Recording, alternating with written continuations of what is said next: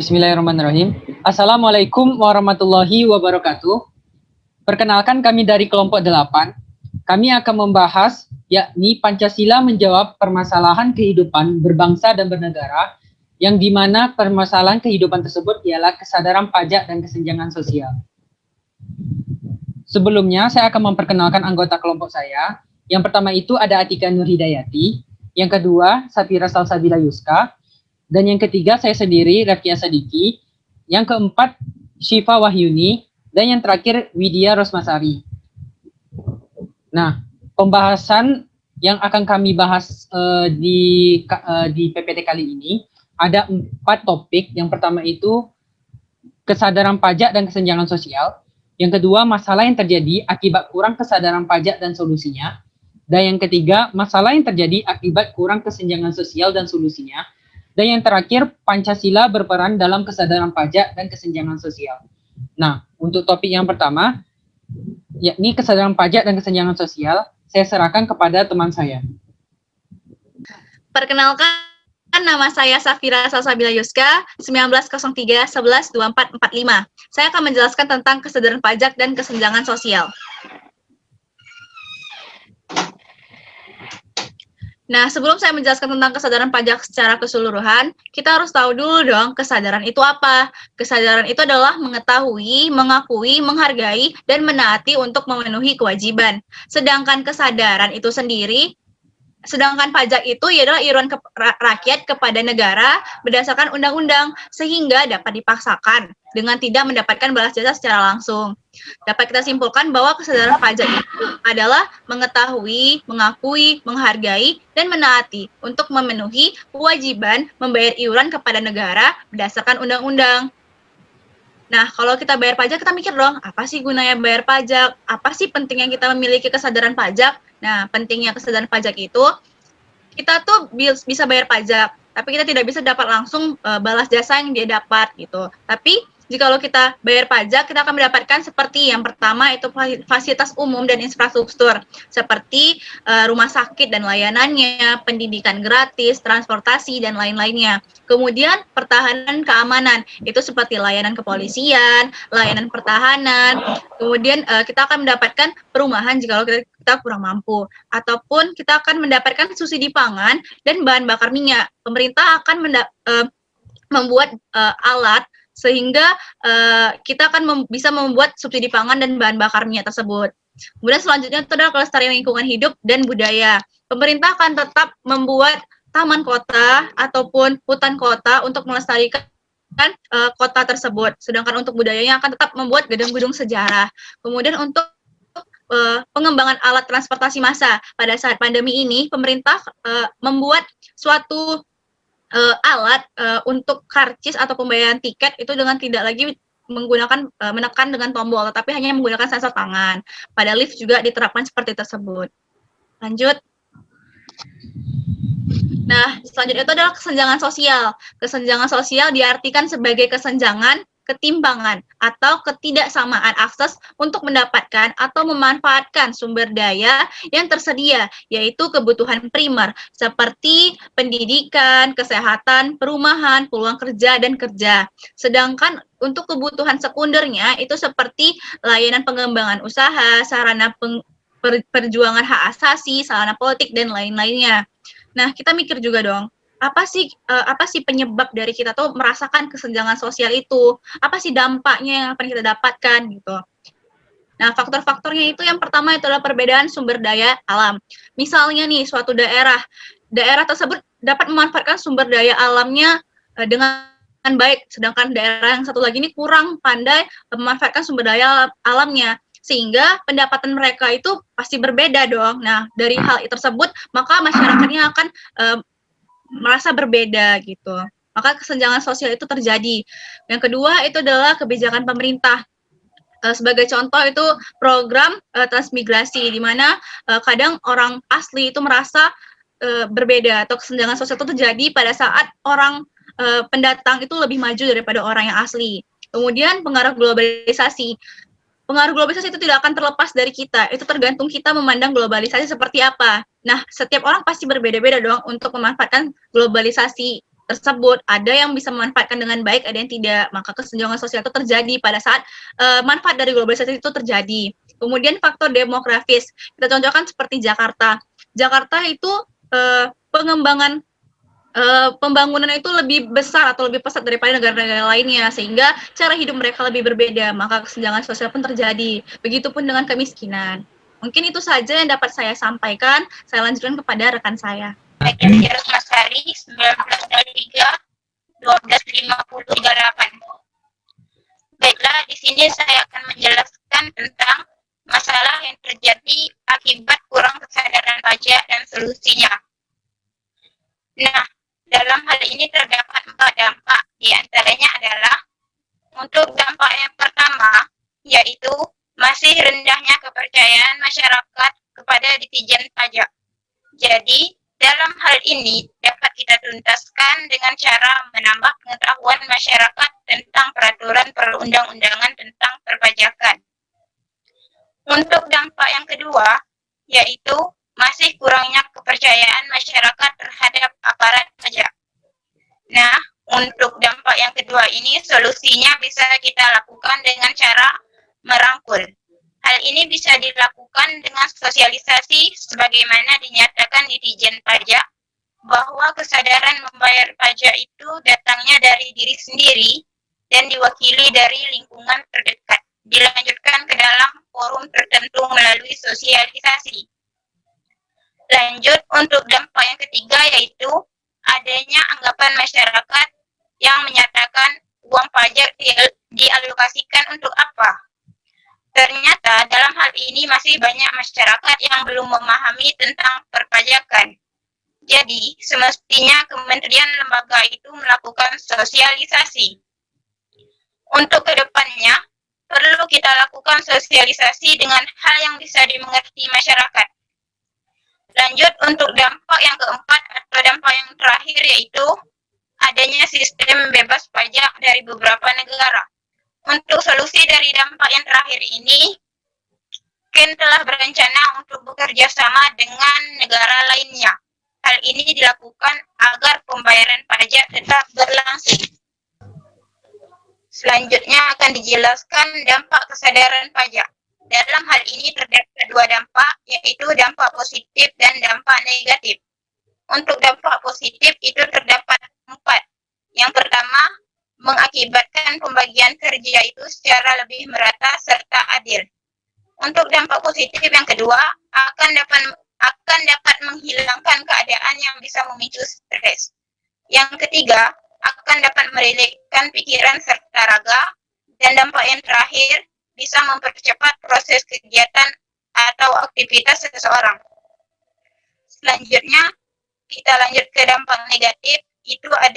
Itu terdapat 5 dampak. Yang pertama yaitu dapat menumbuhkan sifat malas bagi masyarakat tertentu. Dampak yang kedua, adanya ketidakpuasan dengan suatu hal. Yang ketiga, mudah putus asa yang akan menghambat mobilitas kerja. Yang keempat, timbulnya kecemburuan sosial. Dan dampak yang kelima, meningkatnya kriminalitas. Baiklah, sekian penjelasan dari saya. Untuk penjelasan selanjutnya akan dijelaskan kepada teman saya. Assalamualaikum warahmatullahi wabarakatuh. Perkenalkan, nama saya Atika Nurhidayati, NIM 1903124156. Saya akan membahas tentang masalah yang terjadi akibat kesenjangan sosial dan solusinya. Oke, selanjutnya faktor penyebab kesenjangan sosial. Yang pertama itu ada kemiskinan. Budaya kemiskinan bukanlah hanya merupakan adaptasi terhadap seperangkat syarat-syarat objektif dari masyarakat yang lebih luas.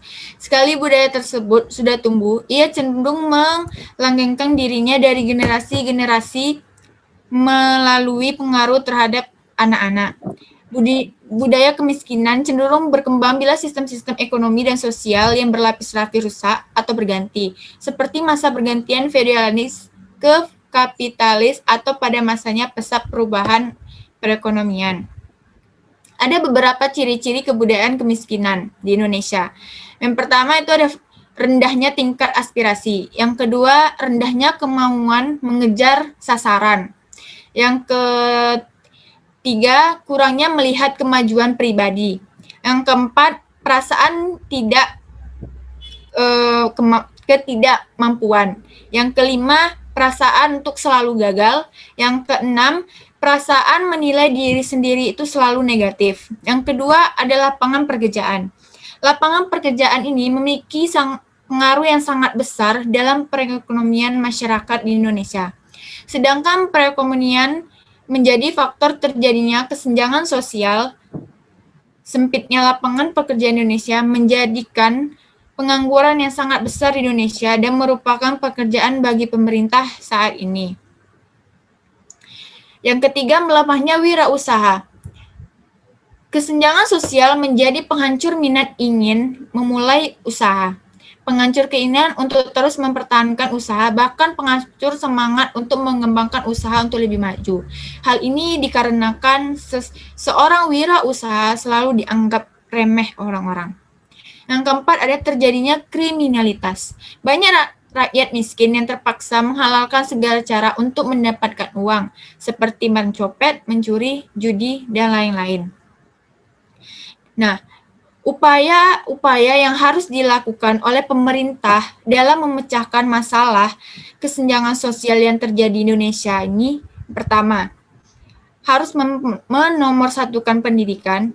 Yang kedua, menciptakan lebih banyak lapangan kerja dan meminimaliskan kemiskinan. Ini contoh-contohnya dari yang pertama, dampak dari kemiskinan.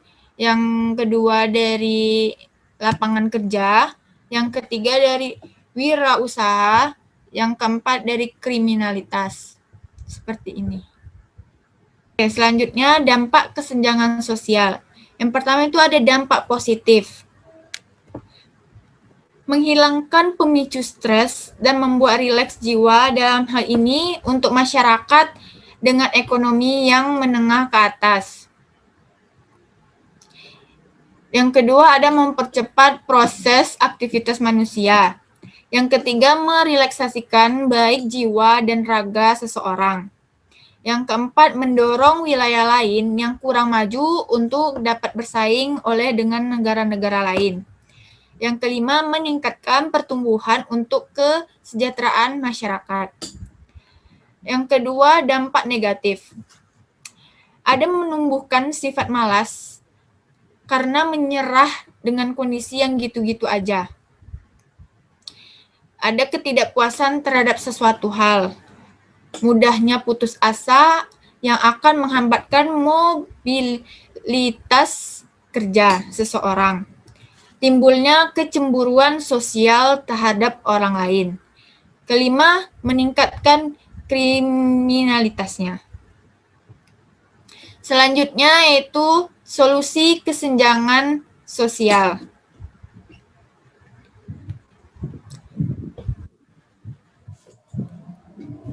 Solusi kesenjangan sosial ini di Indonesia merupakan negara yang besar dan salah satu negara yang memiliki kepulauan yang banyak dan letaknya itu sangat berjauhan.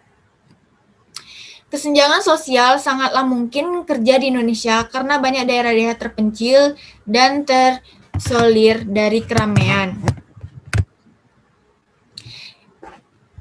Dan Indonesia adalah salah satu negara yang tingkat korupsinya sangat tinggi. Indonesia masuk dalam 5 besar negara terkorupsi. Sebenarnya, Indonesia mampu menjadi negara yang maju dan menjadi negara yang mampu menyejahterakan masyarakatnya. Karena di Indonesia ini memiliki sumber daya alam yang banyak, yang sangat kaya dan melimpah, tetapi kenapa masih terjadi kesenjangan sosial yang sangat mencolok? Sekian dan terima kasih. Selanjutnya akan dilanjutkan oleh teman saya. Baiklah, saya Syifa Wahyuni, NIM 1903112181. Di sini saya akan membahas Pancasila berperan dalam kesadaran pajak. Nah, nilai-nilai Pancasila yang kita dapat apabila kita taat membayar pajak.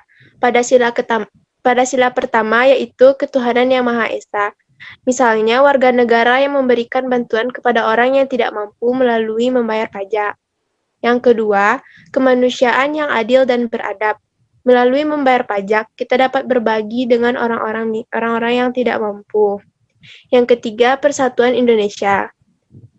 Dengan kesadaran akan kewajiban sebagai warga negara, misalnya kesadaran akan kewajiban membayar pajak. Yang keempat, kerakyatan yang dipimpin oleh hikmat kebijaksanaan dalam permusyawaratan perwakilan. Ini untuk kepentingan umum, bukan pribadi, di mana sejalan dengan tujuan dan fungsi pajak. Yang kelima, keadilan sosial bagi seluruh rakyat Indonesia. Dengan menaati segala aturan yang telah ditetapkan oleh pemerintah, salah satunya kewajiban membayar pajak, karena ada hakikatnya pajak merupakan sarana untuk menyejahterakan masyarakat, termasuk kita sendiri. Selanjutnya, berita terkait kesadaran pajak. Seperti berita yang bisa dilihat, menurut Dr. Edi Slamet Irianto, yaitu dosen pasca sarjana Fakultas Ilmu Administrasi Universitas Indonesia, menurutnya, pajak bukan hanya implementasi dari sila kelima, tetapi merupakan implementasi secara holistik sila-sila dalam Pancasila. Ia mengatakan bahwa pajak merupakan instrumen gotong royong masyarakat dalam menciptakan keadilan sosial bagi seluruh rakyat Indonesia, sedangkan intisari ajaran Pancasila adalah gotong royong. Baiklah, selanjutnya akan diserahkan kepada teman saya. Sebelah sini. Baiklah, perkenalkan saya Refki Asadiki, NIM 1903110827. Saya akan melanjutkan pembahasan dari Syifa tadi, yakni Pancasila berperan dalam kesenjangan sosial. Nah, Pancasila dalam kesenjangan sosial itu ada beberapa faktor. Kesenjangan sosial ekonomi dipengaruhi oleh banyak faktor yang dapat berdampak pada negara Indonesia. Hal ini akan mengakibatkan kesenjangan antara masyarakat yang memiliki ekonomi tinggi, menengah, dan bawah. Sehingga tidak heran jika di negara Indonesia orang-orang akan memandang ekonomi dibandingkan dengan kepribadian yang baik dari orang tersebut. Nah, sikap toleransi antara satu orang dengan lainnya juga berkurang dikarenakan adanya kesenjangan sosial ekonomi yang tinggi. Terkadang masyarakat Indonesia memiliki pola pikir yang salah karena memandang orang dari tingkat ekonominya. Jika dilihat dari teori negara Pancasila, pemerintah belum memenuhi nilai pada sila-sila yang terkandung pada Pancasila. Kesenjangan sosial adalah kondisi ketidakseimbangan sosial ditilik dari aspek ekonomi dan kesejahteraan sosial yang kontras perbandingannya di antara kelompok masyarakat. Isu kesenjangan sosial sangat bertolak belakang dengan sila kelima Pancasila yang berbunyi keadilan sosial bagi seluruh rakyat Indonesia. Keadilan bagi seluruh rakyat Indonesia berarti seluruh masyarakat Indonesia harus mendapat kesempatan yang sama untuk menjadi individu yang memiliki akses ke faktor-faktor ekonomi dan dengan prinsip kesetaraan, akses pendidikan yang memadai dan terutama penghidupan yang layak bagi masyarakat. Nah, selanjutnya berita terkait mengenai kesenjangan sosial. Menurut Aziumadi Azra yang merupakan guru besar UIN Jakarta mengatakan belum cukup sakti bila kesenjangan sosial masih ada. Menurutnya, nilai-nilai yang tertuang dalam Pancasila mesti diamalkan dalam kehidupan sehari-hari dan perlu direvitalisasi terus-menerus. Pancasila harus diperkuat, direvitalisasi terus-menerus. Gak cukup dengan mengatakan Pancasila sakti, sementara keadilan kesenjangan merajalela di mana-mana.